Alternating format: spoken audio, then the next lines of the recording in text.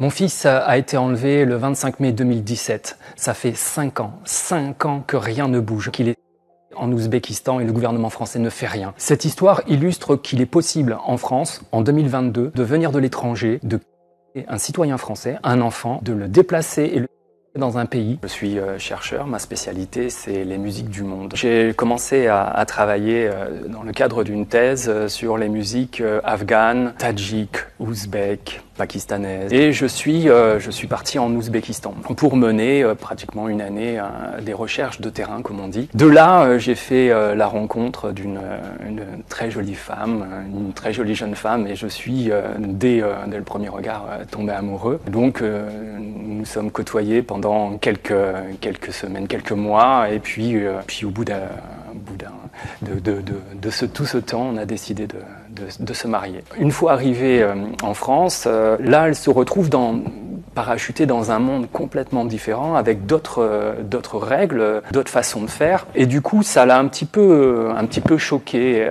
Elle pensait que la vie en France allait être d'une grande simplicité. Et donc, elle pensait qu'en un claquement de doigts, bam, elle allait gagner 2000 € comme ça.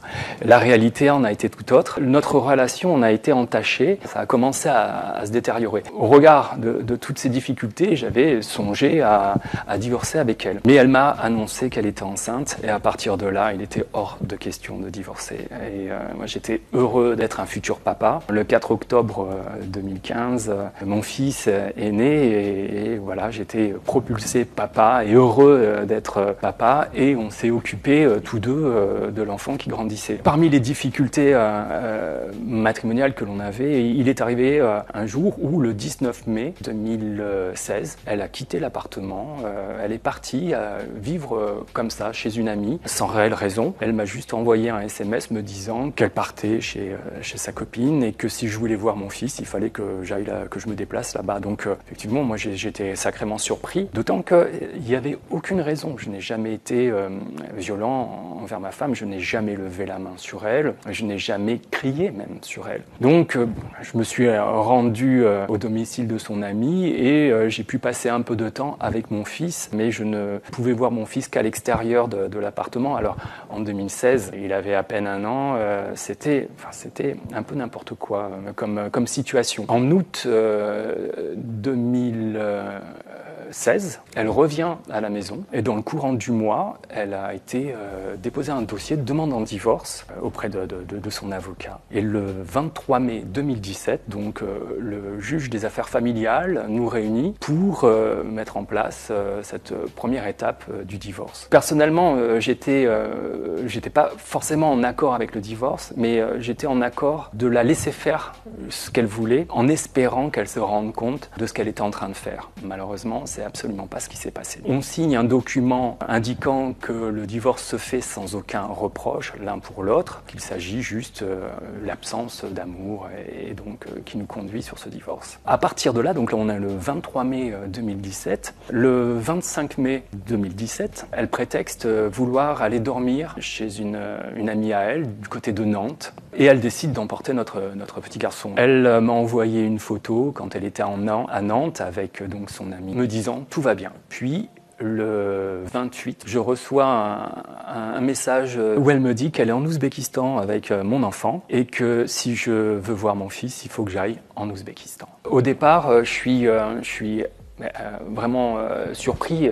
c'est un électrochoc. Sans trop y croire, je vais quand même à la police pour poser plainte sur enlèvement. La police donc m'entend et prend note de ma plainte. Elle a mené ses recherches et effectivement, donc le lundi qui a suivi, j'apprends qu'elle a effectivement obtenu un billet d'avion pour elle et l'enfant, que tous les deux sont montés dans l'avion avec juste un aller simple et donc ils étaient en Ouzbékistan. Au moment où l'inspectrice me dit que véritablement mon enfant se trouve là-bas, qu'on a la preuve, là il y a un état de sidération. Je suis resté pendant 3 jours sans m'alimenter parce que j'étais véritablement choqué. Mais là, en fait, j'étais effondré. C'était un scénario impensable. Et puis, la relation que j'avais avec mon fils, et tout d'un coup, elle était déchirée et on a arraché une partie de moi-même. À ce moment-là, on ne sait pas comment elle a pu obtenir la possibilité, comment elle a pu passer la frontière française sans aucun passeport. Donc là, j'ai entrepris des démarches auprès de l'association Sauvons nos enfants Japon, qui m'a été d'un meilleur soutien en m'orientant, en me disant les pièges où il ne fallait pas que je tombe. Parce que là, on s'est enclenché sur une opération à l'échelle internationale et il y a des pièges qu'il faut absolument éviter. L'un des pièges, c'est de faire une procédure dans le pays. Il faut absolument éviter qu'il y ait un procès en Ouzbékistan parce qu'au travers de ce procès, le pays va légitimer l'enlèvement et ordonner à ce que l'enfant est ouzbek et pas français et qu'il reste sur le territoire ouzbek. Et à partir de là, ça met un terme à la procédure de retour de l'enfant dans le cadre de la Convention de La Haye et tout est terminé. Du coup, j'ai quand même rencontré des avocats. Tous les avocats me disent non mais là, il n'y a rien à faire. Alors il n'y a rien à faire parce qu'il faut comprendre, et ça on le découvre en 2019, l'autorité centrale du ministère de la Justice française me transmet des papiers qui lui ont été transmis par leurs homologues ouzbeks. Et ces papiers nous montrent comment l'enfant a pu sortir de la France. Il s'agissait d'un premier papier, un acte de naissance qui dit que l'enfant s'appelle Arslan Gaïssin et qu'il est ouzbek. Alors que l'état civil français, que l'on a fait au moment de sa naissance, on lui a donné pour prénom Arslan Sylvain André, le nom de moi-même et de celui de mon père, roi, et qu'il est de nationalité française. À aucun moment on lui a donné la nationalité ouzbek. Cet acte de naissance a été réalisé par la consul Zahro Narzieva sans qu'elle ait respecté la procédure ouzbek, à savoir que j'aurais dû être présent au moment où on change la nationalité de l'enfant, ou j'aurais dû transmettre une lettre certifiée par un notaire donnant à la mère la possibilité de changer le nom. À aucun moment, je n'ai fait ça. L'autre papier, non moins intéressant, c'est un passeport qui a été réalisé début juin de l'année 2017. Et sur ce passeport, donc il y a toujours le nom, ce faux nom de l'enfant, Arslan Gaïssin, et à la place du nom du père qui figurait sur le faux acte de naissance, le nom du père est remplacé par 3X, ce qui veut dire de père inconnu ou de père décédé. Donc dans les faits, le gouvernement ouzbek fournit de faux papiers à un citoyen français, permet donc son enlèvement, permet de l'enfant sur le territoire, ne respecte pas l'article 2 de leur propre loi, ne respecte pas la Convention internationale des droits de l'enfance, puisque la consul, en fournissant ce faux acte de naissance, a violé, je crois, 3 articles. Ma femme en a violé 5 de cette Convention internationale. Pendant ce temps-là, je ne vois toujours pas mon enfant. Ma femme me répond de manière très très légère, tout va bien, tout se passe bien, mais bon, elle ne me donne pas accès à mon fils. Septembre, toujours rien. Donc en octobre, je décide de me rendre en Ouzbékistan pour rencontrer le ministère de la Justice ouzbek, rencontrer aussi l'ambassade de France et puis bien sûr essayer de voir mon fils. Donc pour voir mon fils n'a pas été simple. J'ai passé ces 15 jours et sur ces 15 jours que j'ai passés dans le pays, j'ai dû le voir peut-être 6 fois.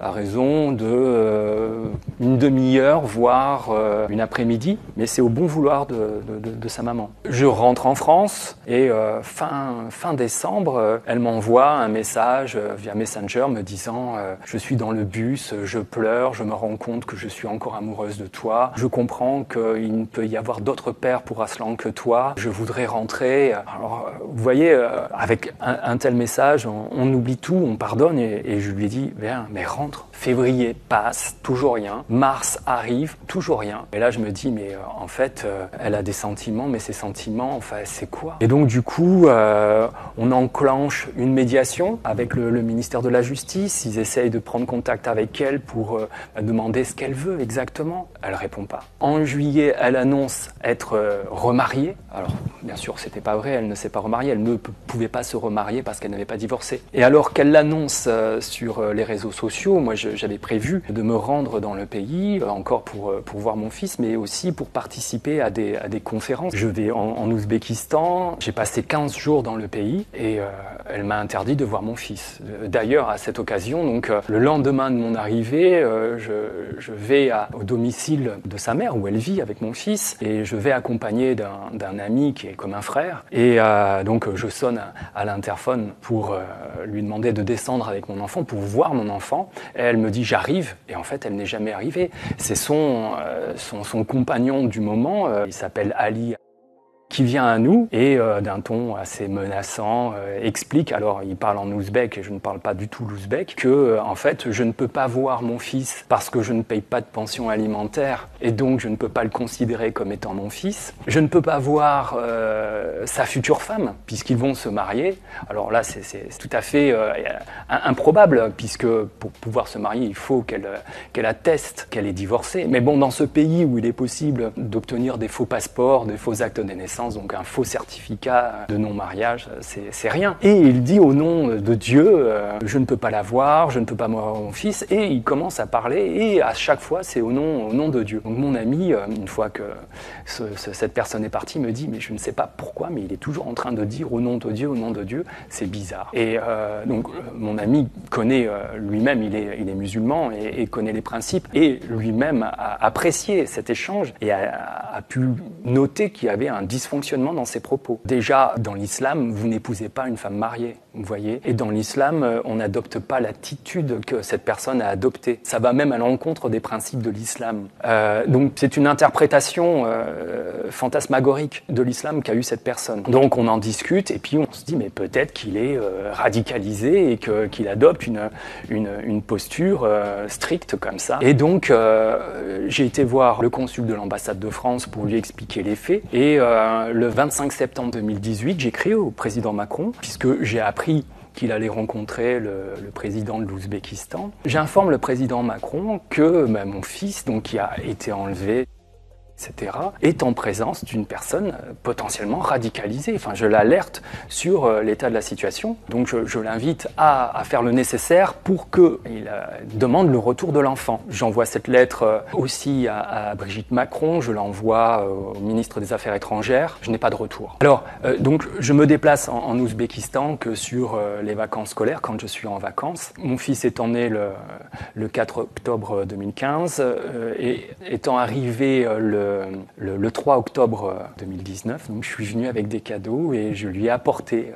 des cadeaux. J'arrive avec des cadeaux, la grand-mère me laisse voir mon fils, je lui montre ses cadeaux, on commence à jouer ensemble. La mère apprend que je suis dans l'appartement et que je joue avec mon fils, donc elle appelle sa propre mère qui me tend le téléphone et là sa mère me dit « tu n'as rien à faire dans l'appartement, sors ». Et 45 minutes après, elle revient, elle rentre dans l'appartement en furie, prend mes affaires et les jette de l'appartement. L'enfant en pleurs, même la grand-mère est choquée. Et à l'extérieur de l'appartement m'attendait donc son mari, futur mari, ex-mari, je n'en sais trop rien. Et puis là, lui, il tente de m'expliquer que je dois payer la pension alimentaire. À cela, je lui dis aucun problème, si mon fils rentre en France, je paierai la pension alimentaire. Mais là, on ne donne pas de l'argent à un ravisseur, c'est impensable. La grand-mère, à ce moment-là, descend avec l'enfant dans la rue et je vois mon fils qui dit papa et qui tire la main de la grand-mère pour aller vers moi. Donc je m'avance et Ali s'oppose et m'arrête. Donc pareil, je n'ai pas envie que mon fils soit choqué par quelque chose et donc je garde mon calme, je ne bouge pas, je reste là. En fait, ils m'ont retenu le temps que la grand-mère et mon fils disparaissent et après ils sont remontés chez eux. Moi, j'ai tenté de retrouver la grand-mère et mon fils et je les ai pas revus. Voilà. Ça, c'est la dernière fois que j'ai vu mon fils. Je ne peux pas me permettre de craquer devant mon fils. Pour le moment, tout est intériorisé. Pour le moment, rien n'a éclaté. Enfin, il y a des moments où si, ça éclate, mais pas devant mon fils. Enfin, je veux dire, ma tristesse se manifeste, mais pas devant mon fils. L'enfance, c'est une période extrêmement importante pour le devenir et pour sa construction. Donc il ne faut absolument pas en rajouter dans cette disparité. Et c'est très dur parce que là, j'ai eu des échanges avec lui. Le dernier échange, c'était peut-être il y a 3 semaines. Sa grand-mère m'appelle quand la mère de mon fils n'est pas là, de sorte à ce que je garde un contact avec mon fils. Et mon fils me dit « viens me chercher ». Donc, au regard de toute la situation, du fait que la mère refuse toute médiation, du fait qu'elle a enlever, séquestrer l'enfant à partir de faux documents, qu'elle fait l'usage de faux documents, que quand je me rends sur place, elle m'empêche de voir mon fils, donc le juge des affaires familiales lui a retiré l'autorité parentale. Et donc j'ai l'exclusivité de l'autorité parentale. Au niveau de la loi française, l'enfant est sous ma garde. La mère a un droit de visite dans un milieu médiatisé. Ça va faire un an ou 2 ans, elle n'a absolument pas respecté ce jugement. Et puis on dépose une plainte le 16 septembre 2021 pour non-présentation de l'enfant à l'étranger, faux usage de faux à l'encontre de la mère, à l'encontre de la consul et de toutes les personnes impliquées. Je fais la rencontre d'un journaliste de Nice Matin qui écrit un article. L'article du Nice Matin a eu un gros effet en France, surtout du fait que le journaliste expliquait la situation avec les faits, les faux papiers, manifestement de la corruption. Et ça a motivé le consul qui, au regard de l'article dans le Nice Matin, m'appelle et essaye de me pousser à faire une procédure, à monter une procédure en Ouzbékistan. Comme je l'ai expliqué, monter une procédure en Ouzbékistan, c'est un piège. Et là, pendant 1 heure, il me menace des conséquences que va avoir mes actions si je continue cette procédure avec un avocat, si je continue à faire des articles dans la presse. Il me dit, il va y avoir des conséquences, ça va avoir des conséquences pendant 1 heure comme ça. Donc ce consul, c'est un homme, je lui explique, après toutes ces petites menaces, que le crime a été commis en France et il sera jugé en France.